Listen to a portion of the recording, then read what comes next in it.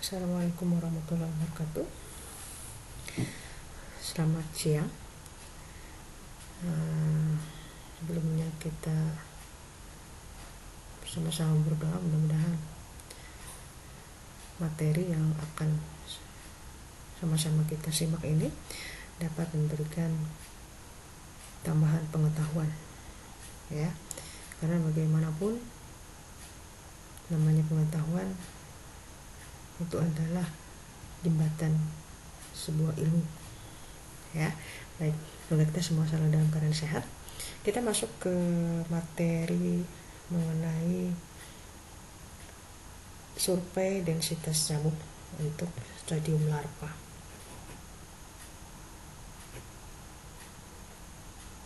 Nah, sekedar mengingatkan untuk tahapan atau siklus tahapan hidup nyamuk, bahwa nyamuk itu termasuk serangga yang mengalami metamorfosis sempurna atau istilahnya holometabola, ya.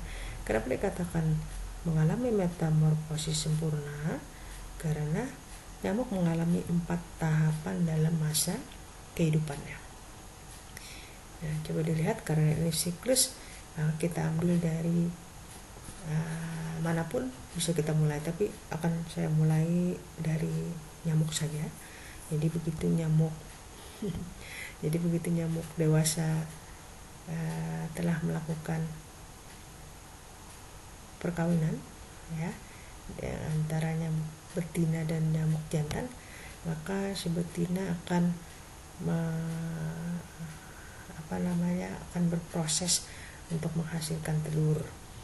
Nah, peletakan telur di atas air itu berbeda. Jadi tergantung dengan spesiesnya, ya. Nah, untuk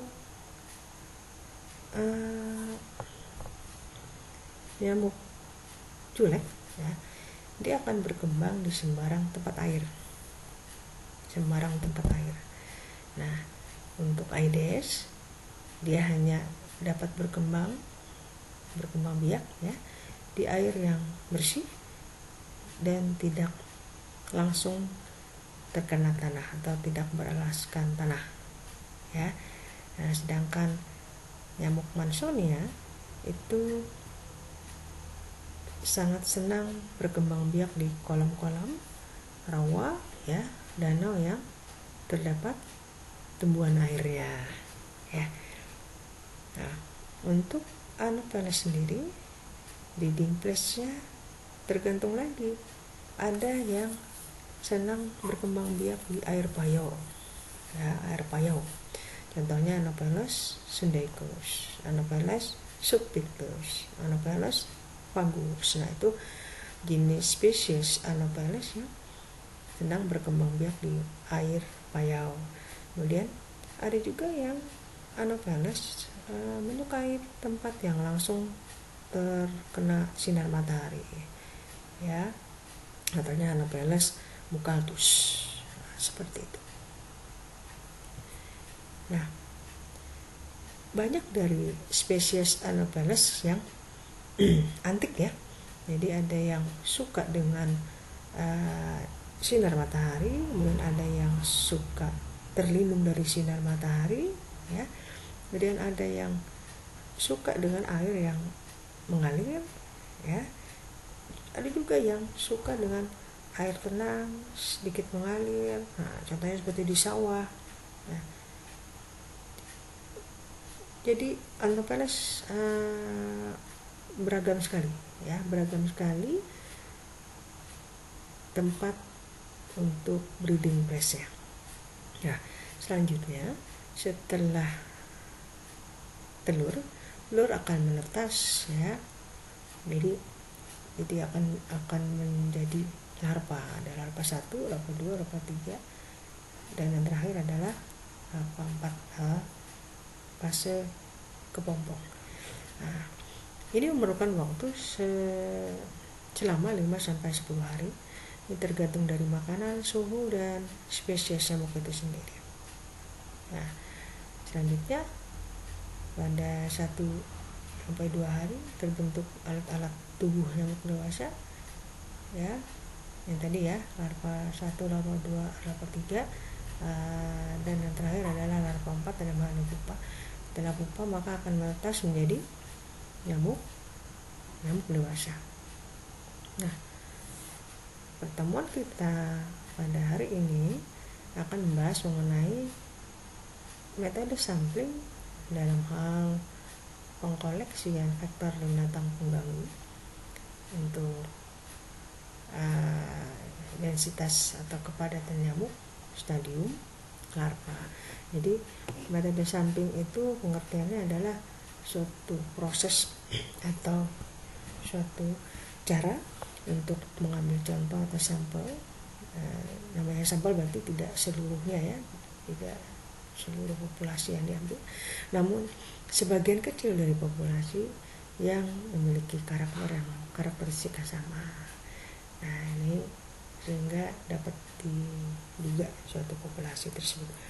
Nah, adapun tujuan pensamplingan ini adalah merupakan sebuah metode pengukuran dalam ini kepadatan larva atau jentik dan mengetahui jenis larva atau jentik yang tertangkap dalam suatu pengamatan.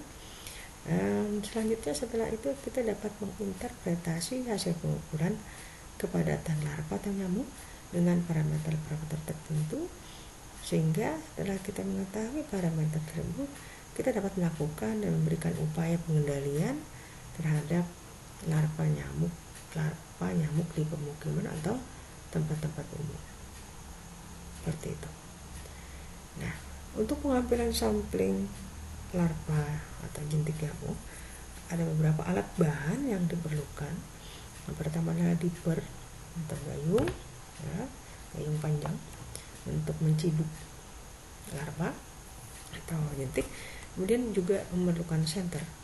Senter ini dipakai untuk memperjelas keberadaan jentik ya, apalagi kalau kondisinya tidak begitu terang, tentunya senter akan membantu penerangan ya. Kemudian diperlukan botol kecil sebagai wadah untuk menampung larva atau jentik yang ditemukan, kemudian pipet jentik ya untuk menangkap jentik ya. Dan yang penting sekali adalah kertas label yang berisi tentang keterangan di mana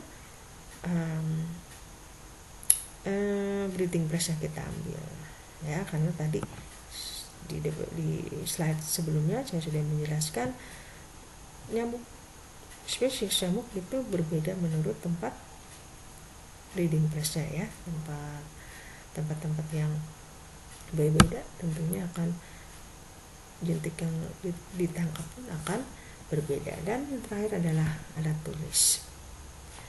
Nah, untuk langkah kerja setelah alat dan bahan dipersiapkan, selanjutnya adalah kita menentukan lokasi.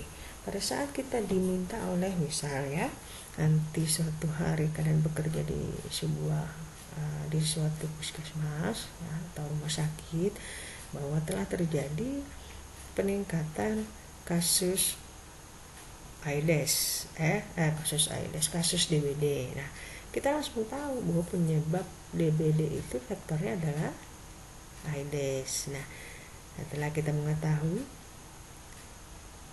yang menjadi faktor adalah Aedes, tentunya jangan ke dekat pantai dong nyarinya. Nah, itu suatu kesalahan, karena kalau di dekat pantai, apalagi kita mengambil di air payau, tentunya yang kita temukan bukan jentik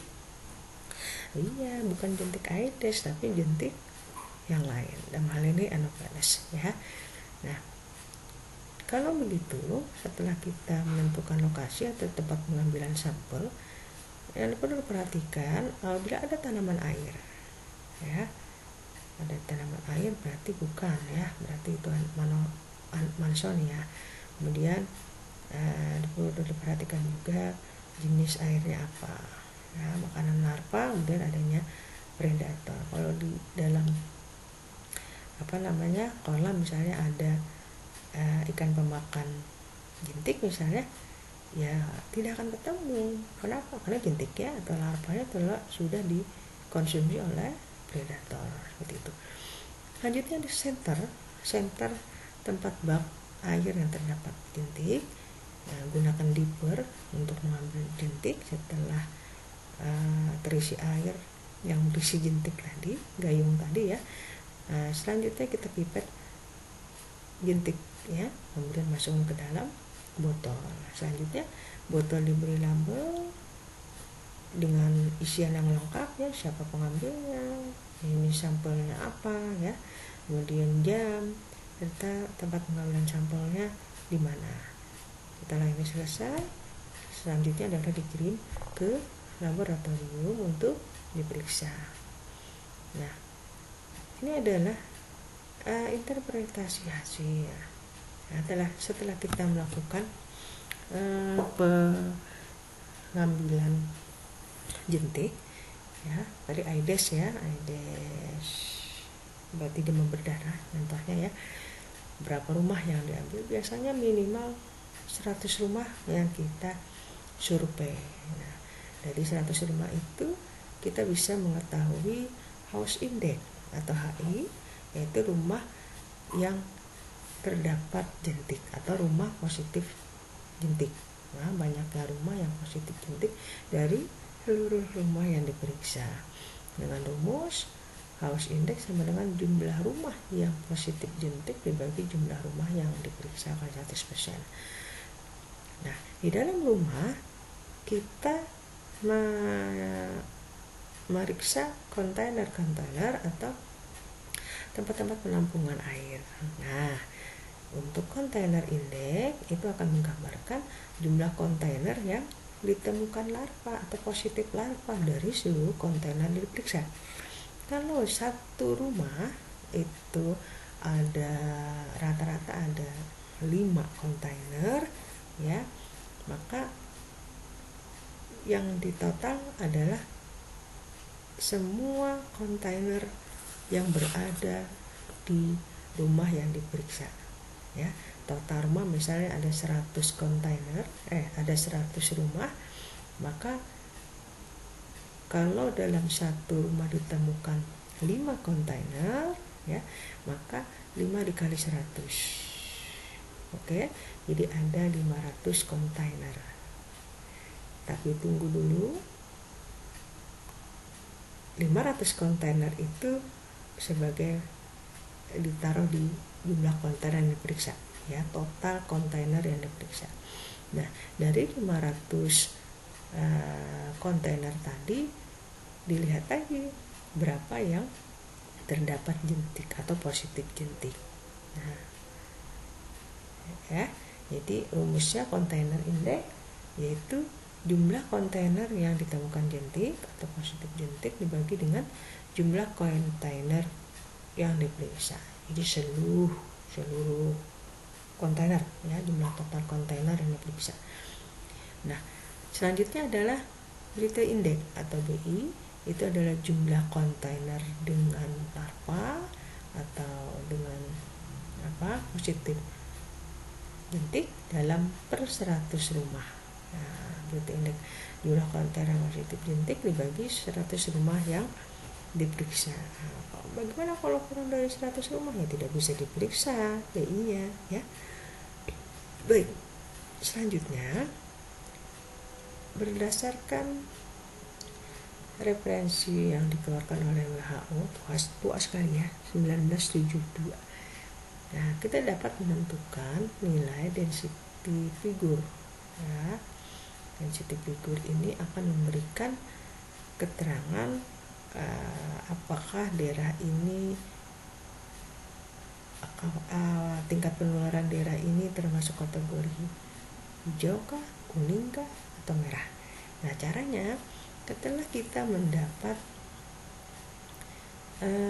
nilai-nilai yang telah kita hitung sebelumnya, misal house index sudah ditemukan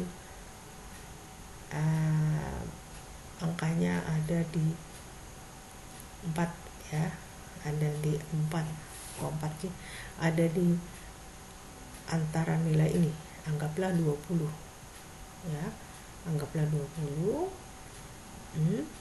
Nah, maka kita tarik ke sebelah kiri, berarti untuk DF nilainya 4. Nah, untuk kontainer indeks diperoleh angka misalnya di angka 8. Untuk angka 8 berarti berada di 6 sampai 9. Kita tarik lagi ke sebelah kiri, maka nilainya adalah 3 ya.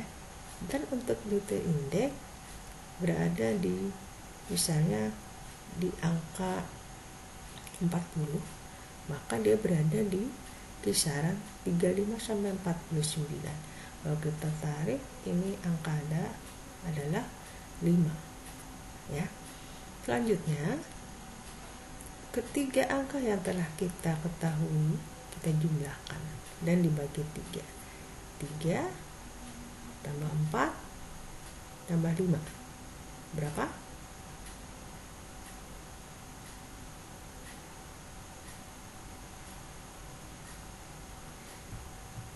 Oke, setelah kita ketahui angkanya 12 ya, kemudian dibagi 3, kita rata-ratakan ya. 12 bagi 3 4 ya. 4. Baik, setelah kita ketahui angkanya, angka terakhir tadi 4, lanjutnya kita masuk ke tabel berikutnya. Angka 4 itu berada pada kisaran 2 sampai 5, sehingga dapat disimpulkan bahwa daerah yang kita survei tadi masuk ke daerah kuning. Artinya derajat penularan penyakit oleh larva dikategorikan sedang atau perlu diwaspadai. Nah, seperti itu cara menginterpretasikan hasil dari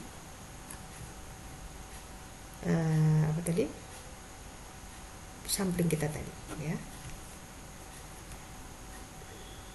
Nah, selanjutnya metode pemberantasan habitat jentik dan nyamuk yang dapat kita sampaikan di sini adalah dengan melakukan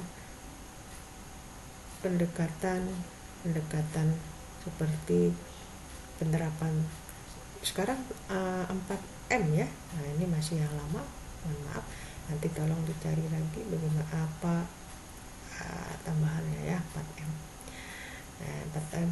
Kalau ini versi 3M, jadi di sini menjelaskan bagaimana cara pemberantasan habitat jentik nyamuk ya, dengan menguras tempat-tempat yang menjadi tempat penampungan air atau breeding place-nya dari jentik, kemudian menutup secara rapat tempat-tempat yang dapat menampung air. Kalau perlu, kalau itu bisa dibuang saja airnya, jadi tidak ada penampungan. Contoh misalnya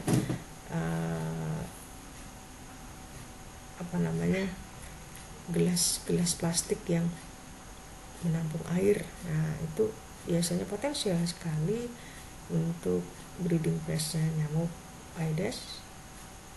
Iya. Lanjutnya mengubur ke dalam tanah sampah-sampah atau benda-benda yang sudah tidak dipakai lagi. Ya. Nah, itu yang bisa dilakukan untuk kegiatan 3M+. Nanti tolong mencari yang terbaru ya. Selanjutnya plusnya di sini apa? 3M tadi menguras, menutup dan mengubur. Plusnya itu adalah kegiatan pencegahan.